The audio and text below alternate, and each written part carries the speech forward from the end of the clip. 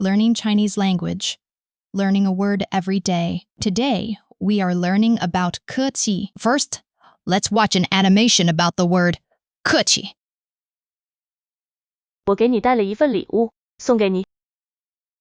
谢谢，你太客气了。我哪里生气了？我没有说你生气。 At dinner time. 来，多吃一点菜，不要客气。我现在就很生气。为什么生气？我做错什么了？你刚才一直说我客气，客气难道不是生气的意思吗？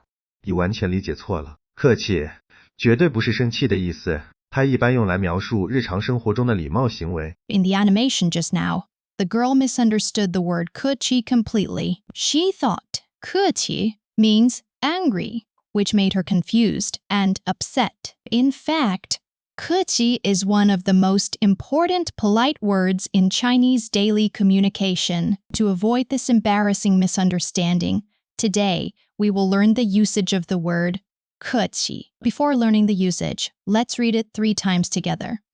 客气, 客气, 客气.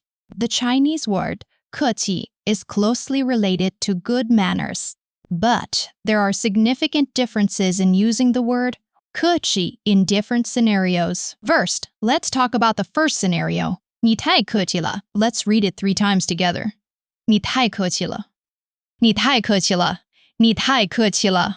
When someone gives you a gift or helps you, 你太客气了 means you are so kind. The word 客气 here means courteous and polite. The second scenario, 不要客气. Let's read it 3 times together. 不要客气. 不要客气. 不要客气. When you eat at someone's home or receive hospitality, 不要客气 means make yourself at home. It tells people not to be shy and feel relaxed. Scenario 3, 不用客气. Read with me 3 times. 不用客气. 不用客气. 不用客气. The meaning of 不用客气 is you're welcome. We always use it to reply to other people's thanks. Scenario 4, 为人客气. Let's read it 3 times together.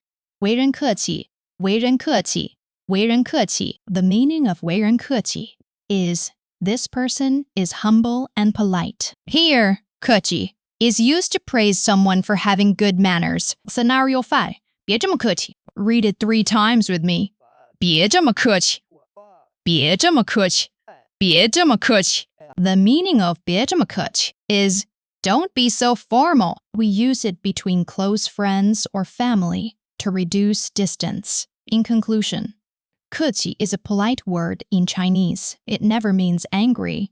It means polite, courteous, humble. Okay, that's all about the usage of the Chinese word 客气. Here's a suggestion for you. When learning Chinese, you can try to give yourself an authentic Chinese name. In this way, when interacting with Chinese people in the future, they will be more likely to remember you and leave a better impression on them. If you want to choose a Chinese name, you can watch my other videos or visit directly www.chinesename.me.